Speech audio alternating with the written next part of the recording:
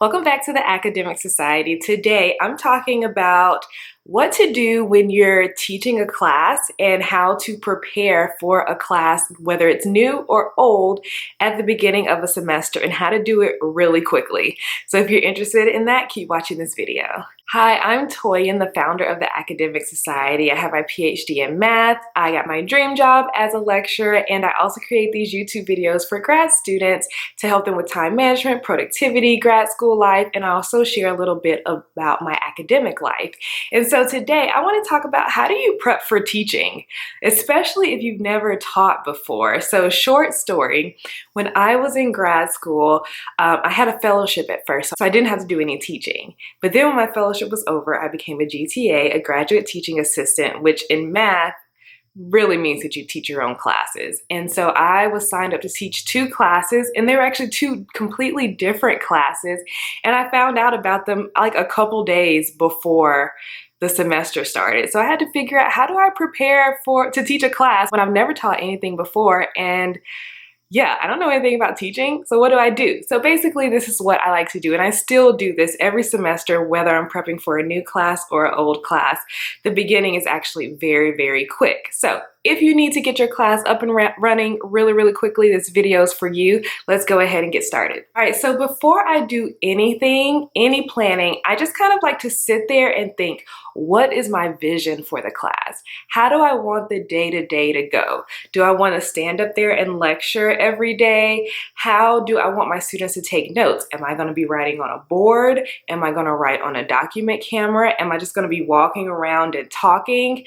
Do my students need to bring a notebook? Am I going to be creating handouts for them to use every day? So just like, what is your vision? Do you want them to work in groups?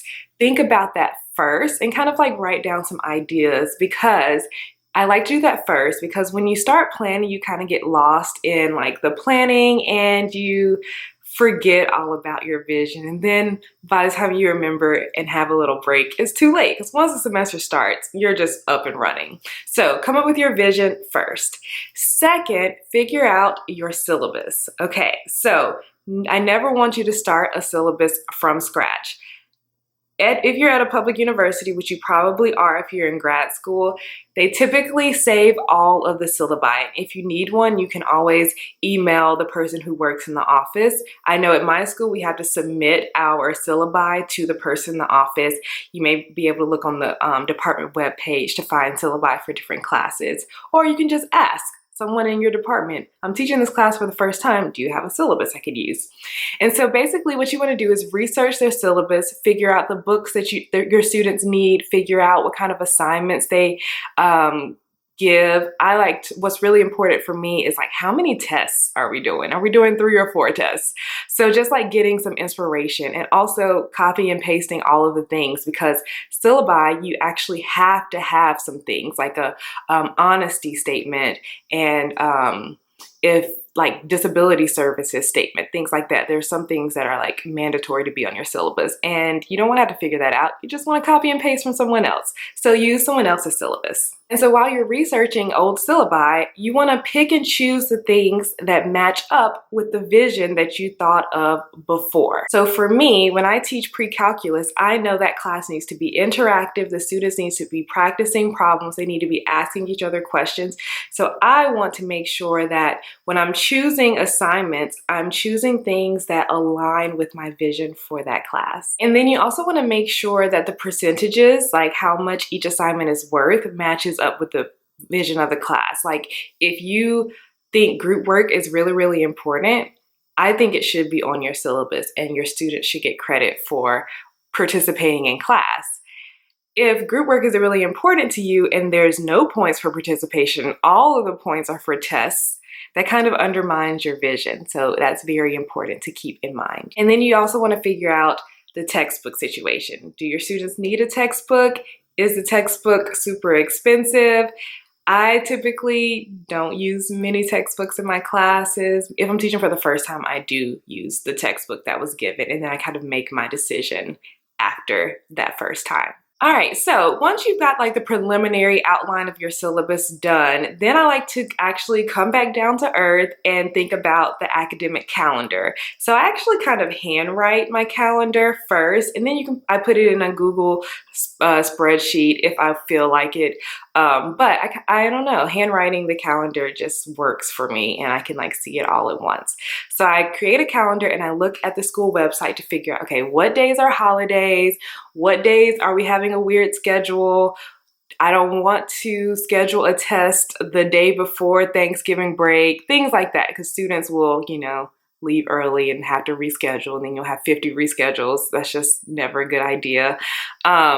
Figure out when midterms are. So when maybe you have to submit midterm grades, you probably want to have a test before that or some type of assessment before that. So getting all of the academic stuff out of the way. And then I like to put in my tests and figure out my assessments. Okay, if these are all the breaks, here are where I want to put my tests and assessments. And then I go back and put in the content, like section 1.1 on the first day, section 1.2 on the next day. We're going to do 2 sections on this day.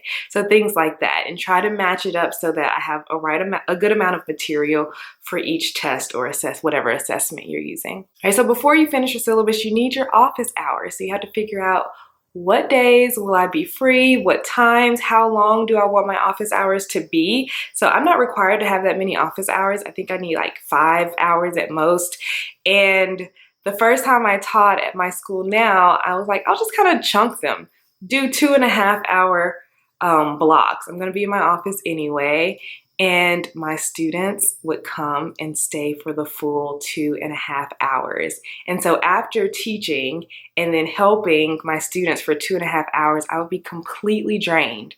I was like, never again. So now I do my office hours in 1 hour or hour and a half increments, and that's enough. And I don't feel super drained from that. All right, and so that's basically pretty much all you really need for the first day of class, like for the syllabus, for the background work. You need like an idea, like a sketch of what's going to happen throughout the semester, and you need a working syllabus. So this is additional. I like to find some kind of welcome video, whether you want to do it yourself or find something online. I actually use a video online. I want to say it's Joe Bowler, but don't quote me, I'll link it below. But basically it's a math mindset video. And so students typically are afraid of math. They think they can't do it. So I show them this like 12-minute TED talk on like math mindset and how it works, and how if you think about things differently, there's no reason to be like afraid of math, and that everyone can do this. And so it's just an encouraging, welcome message for my students to know that, okay, this person actually cares about whether or not I learn math. All right, and so that's pretty much what I do to start my prep for my classes.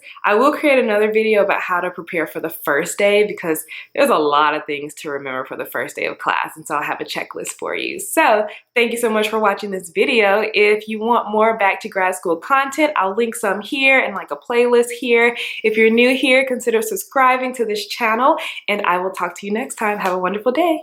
Bye.